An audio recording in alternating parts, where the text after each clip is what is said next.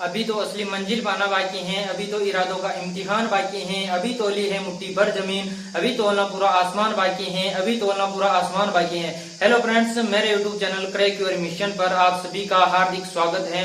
अगर आप हमारे चैनल पर नए हैं तो प्लीज मेरे चैनल को सब्सक्राइब कीजिए, क्योंकि इस चैनल पर आपको ऐसे ही उपयोगी वीडियो मिलते रहेंगे। साथियों, अगर आप ऐसे कंपटीशन एग्जाम की तैयारी कर रहे हो जिसमें हिंदी व्याकरण के उच्चारण स्थान टॉपिक से कोई प्रश्न पूछा जाता है तो यह वीडियो आपके लिए बहुत ही उपयोगी होने वाला है साथियों। और विशेषकर रीड वालों के लिए तो यह वीडियो बहुत ही इम्पोर्टेंट है, क्योंकि यहाँ से हर बार एक न एक प्रश्न जरूर पूछा जाता है साथियों। तो चलिए वीडियो को स्टार्ट करते हैं। तो आज का हमारा जो टॉपिक है वो है उच्चारण स्थान। ठीक है, उच्चारण स्थान को याद करने के लिए सबसे पहले आपको वर्णमाला का ज्ञान होना आवश्यक है। जो वर्णमाला है उसे दो भागों में विभाजित किया जाता है। कितने भागों में विभाजित किया जाता है? दो भागों में, स्वर और व्यंजन में। जो स्वर है उनकी संख्या होती है 11 और जो व्यंजन है उनकी संख्या होती है मूल रूप से 33। यानी कि जो स्वर है वो है 11 और 33 क्या है? व्यंजन है। स्वर कौन कौन से है? 11 अ, आ, ई, उ, री, ए, आई, ओ, औ। ये जो 11 है ये क्या है? स्वर हैं। जो व्यंजन है उसको तीन भागों में विभाजित किया जाता है। पहला होता है स्पर्श, दूसरा अंतस्थ और तीसरा क्या होता है? ऊष्म व्यंजन। जो स्पर्श व्यंजन है उनकी संख्या है 25। उन 25 व्यंजनों को 5 वर्गों में विभाजित किया जाता है और जो प्रत्येक वर्ग है उसमें 5 वर्णों को रखा गया है। यानी कि जो क वर्ग है उसमें क, ख, ग, घ, ng, इन 5 वर्णों को क वर्ग के अंतर्गत रखा गया है। और च वर्ग के अंतर्गत च, छ, ज, झ, ञ को रखा गया है। ट वर्ग के अंतर्गत ट, ठ, ड, ढ, ण को रखा गया है। और जो त वर्ग है उसमें त, थ, द, ध और न को रखा गया है। और जो प वर्ग है उसमें प, फ, ब, भ और म को रखा गया है। ये हुए 25 व्यंजन। इनको क्या कहा जाता है? स्पर्श व्यंजन। आगे बात करते हैं अपन अंतस्थ व्यंजन। अंतस्थ व्यंजन ये र, ल, व, ये कौन से व्यंजन है? अंतस्थ व्यंजन। और जो श, श, श, ह है ये कौन से व्यंजन है? ऊष्म व्यंजन साथियों। तो आशा करता हूं कि वर्णमाला का थोड़ा सा ज्ञान आपको हो गया होगा साथियों। यह बात हुई वर्णमाला की। अब हम अपने टॉपिक उच्चारण स्थान पर आते हैं और अपनी ट्रिक स्टार्ट करते हैं। तो आपको जो है अकुह विसर्जनीयानाम कंठ इचुयेषाणाम तालु यह याद करने की कोई आवश्यकता नहीं है। मैं जो ट्रिक बताता हूं अगर उसको फॉलो करते हो तो आराम से आपको पूरे जो वर्ण है उनके उच्चारण स्थान याद हो जाएंगे। तो याद रखना आपकी एक कवि नाम का एक लड़का है। क्या है? कवि नाम का एक लड़का है। वह क्या खाता है? अनार खाता है। क्या खाता है? अनार खाता है। तो जो अनार का दाना है वह उसके कंठ में फंस जाता है। क्या होता है? अनार का दाना उसके कंठ में फंस जाता है। तो अपनी ट्रिक क्या है कि एक कवि नाम का लड़का है, वह क्या खाता है? अनार खाता है और अनार का जो दाना है वह उसके कंठ में फंस जाता है। तो आपको इस ट्रिक से क्या क्या निकालना है? क से निकालना है आपको क वर्ग। क्या निकालना है? क वर्ग। क वर्ग का मतलब क्या हो गया? क, ख, ग, घ और ng। तो इसका उच्चारण स्थान और इसके अलावा अनार जो शब्द है उसे आपको एक वर्ण लेना है अ, ठीक है, और एक और लेना है आ, और कंठ से आपको कंठ ही ले लेना है। क्या लेना है? कंठ ले लेना है। यानी कि जो क वर्ग है और अ और आ है उसका उच्चारण स्थान क्या हो जाएगा? कंठ हो जाएगा साथियों। ठीक है, अब दूसरी ट्रिक पे आते हैं। एक यश नाम का लड़का है। क्या है? यश नाम का लड़का है। वह इमली को, किसको? इमली को क्या देता है? चाबी और ताला। क्या देता है? चाबी और ताला देता है। ट्रिक क्या है?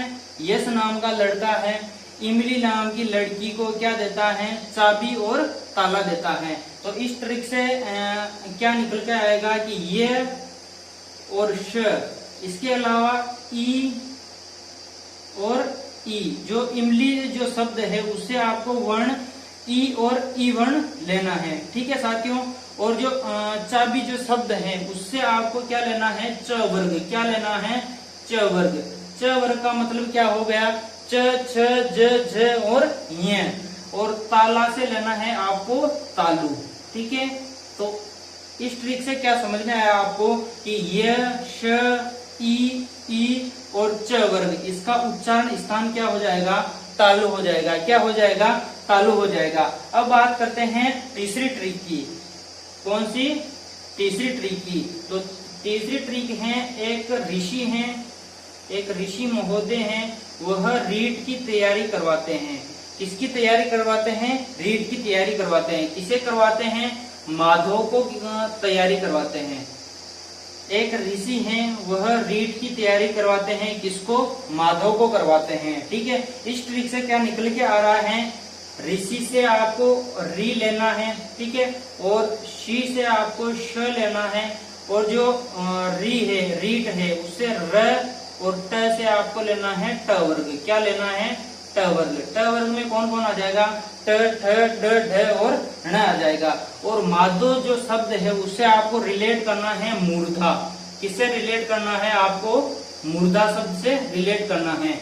यानी कि जो री, श, र और ट वर्ग है उसका उच्चारण स्थान क्या हो जाएगा, मूर्धा हो जाएगा साथियों। ठीक है साथियों, अब बात करते हैं अपन अपनी अगली ट्रिक की। तो अगली ट्रिक है, एक तुलसी नाम की लड़की है। क्या है, तुलसी नाम की एक लड़की है। वो क्या करती हैं, गुटखा खाती हैं, इसलिए जो उसके दांत है वह किस रंग के हो गए, लाल रंग के हो गए। कौन से रंग के हो गए, लाल रंग के हो गए। ट्रिक क्या है, तुलसी नाम की एक लड़की है, वो गुटखा खाती है, इसलिए उसके जो दांत है वो कौन से रंग के हो गए, लाल रंग के हो गए। यह अपनी ट्रिक है। वो इस ट्रिक से आपको क्या याद रखना है, तुलसी जो शब्द है उसका प्रथम वर्ण कौन सा है, त।